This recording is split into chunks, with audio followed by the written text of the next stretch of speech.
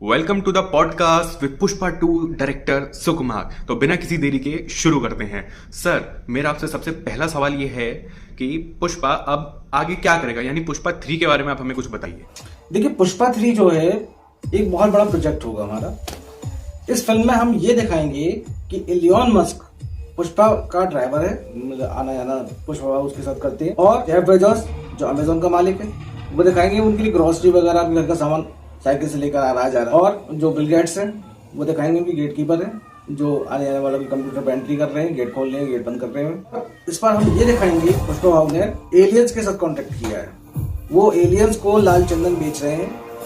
अब वो एलियंस का हवन करेंगे, टीका लगाएंगे, तो वो जाने फिल्म में हम दिखाएंगे उसको। और मार्च तक हम एक रेलवे ट्रैक दिखाएंगे। पुष्पा ने एक रेलवे ट्रैक बनाया मार्च तक जो सोने की पट्टियों से बना हुआ है।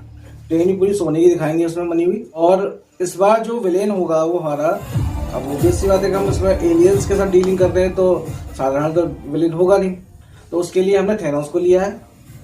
और आपका हैरी पॉटर वाला वोल्डेमॉर्ट होगा उसमें, और तमपिशाच वगैरह जो उसमें दिखाए गए थे हैरी पॉटर मूवीज में वो, और उनके साथ अल्लू की फाइट दिखाई जाएगी। इसमें अल्लू अर्जुन को उस बार पहले पार्ट में उसका मुंह बंद कर दिया था, हाथ बंद कर दिए क्योंकि पैर खुले हुए थे। इस बार हमने हाथ और पैर दोनों बांध दिए थे सेकंड पार्ट में। थर्ड में हम उसकी पूरी बॉडी को पैक कर देंगे कंक्रीट के अंदर, इसमें हिल भी नहीं सकता है, लेकिन उसका बम वाला पार्ट जो है वो खुले रखेंगे जिससे कि बाद मारकर वो अपने दुश्मनों को खत्म कर सके। तो इस फिल्म का हमारा ये सोचा हुआ है। और बाकी आप फिल्म आके देखेंगे तो आपको पता चलेगा फोर्थ पार्ट में हम मतलब कितना इलॉजिकल काम करेंगे। हाउ सर, हाउ ऐसा कैसे सोचा सर आपने?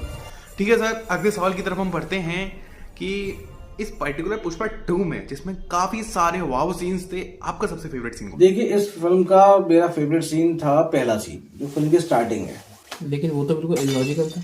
लॉजिकल कुछ नहीं था सर इसमें। मेरे फिल्म का ये पहला सीन था, इसको मैंने इस तरह बना कर रखा कि लोगों को एक क्यूरियोसिटी रहे कि मतलब क्या है। मतलब दर्शक लास्ट तक बंधा रहा कि ये सीन कहाँ से जुड़ेगा, क्या होगा, लेकिन मैंने उसको कहीं कुछ नहीं दिखाया। सर, फिल्म में दिखाया गया कि उनके 40 दिन के टूर में उन्होंने जापानीज लैंग्वेज सीखी, लेकिन सर कंटेनर में तो अंधेरा होता है, तो सर कैसे उन्होंने लैंग्वेज सीखी? देखिए, जापानी सीखी, वो एक कंटेनर बंद रहा, तो सबसे पहला क्वेश्चन तो आपको ये होना चाहिए कि वो कंटेनर बंद कर क्या रहा था। ये कंटेनर बंद होकर वो ये देख रहा था कि उसने जापानियों को चंदन की लकड़ी बेची थी, लाल चंदन बेचा था। अब वो पुष्पा वो ये देखना चाहता था कि इस चंदन को घिस के वो लोग जापानी टीका लगा रहे हैं या लाश को जला रहे हैं। वजह से वो कंटेनर छुपा रहा।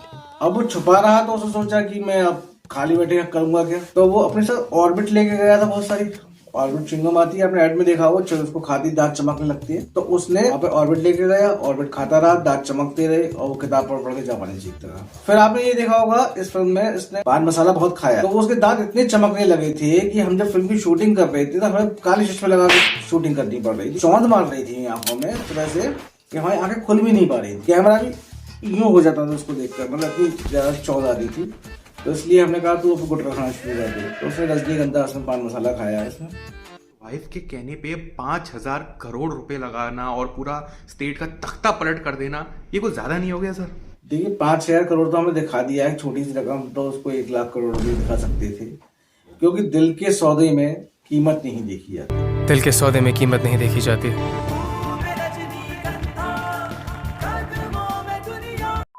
वही अपने पुष्पा भाव ने किया था कि पुष्पा भाई ने पूरा का पूरा एक पुलिस स्टेशन खरीद लिया। काफी लोग कह रहे हैं कि ये कोई सेंस नहीं बनाता है। देखिए, अगर पुष्पा मिलिट्री को खरीद लेता तो वो इलॉजिकल लगता। अरे देश की मिलिट्री बिकाऊ नहीं। और आपने देखा होगा, आप हेलमेट ना लगा के जा रहे हो, 4 सवारी बैठा रखी हो, तो एक ट्रैफिक हवलदार को 50 रुपए दे दो तो वो आसानी से खरीद सकता है। 50 रुपए देकर वो आपको जाने देगा। आप एक मर्डर करते हैं और 10-20 हजार रुपए दे दें किसी पुलिस वाले, तो वो भी। इस फिल्म के गानों की कोरियोग्राफी के बारे में आप कुछ मुझे बताइए सर, मतलब दिमाग हिलाने वाला डांस था सर।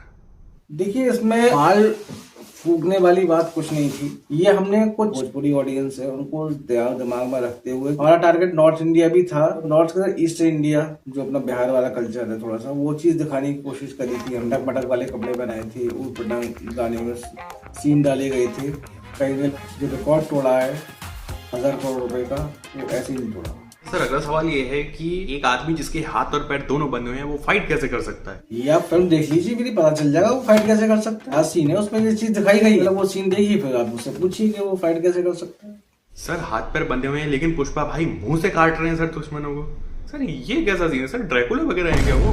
अरे अभी भाई आपने मुझसे क्या कहा कि अगले आदमी के हाथ पैर बंध रहे हैं तो फाइट कैसे कर सकता है? तो बताइए, दांतों से ही काटेगा तो क्या करेगा वो? सर मैं धन्य हो गया आपका इंटरव्यू लेके सर। सिवाय एक दो सीन को छोड़ के ये जो पूरी फिल्म है वो काफ़ी अच्छी थी, क्योंकि ये एक दो सीन हम डाइजेस्ट कर सकते हैं अल्लू अर्जुन सर के लिए, क्योंकि हम उनके बहुत बड़े फैन हैं पुष्पा राज के। दोस्तों इस वीडियो पे बिल्कुल भी हेट मत दिखाइएगा, क्योंकि हम भी आप ही की तरह अल्लू अर्जुन सर के, सुकुमार सर के डायरेक्शन के और पूरी साउथ इंडियन इंडस्ट्री के बहुत बड़े फैन हैं। तो प्लीज़ यहाँ तक इस वीडियो में बने हुए हैं तो लाइक करिएगा, शेयर करिएगा इस पॉडकास्ट को और लोगों तक, और ऐसे ही और वीडियोज़ के लिए हमारे चैनल को सब्सक्राइब जरूर करिएगा। Thanks for watching. जय श्री राम।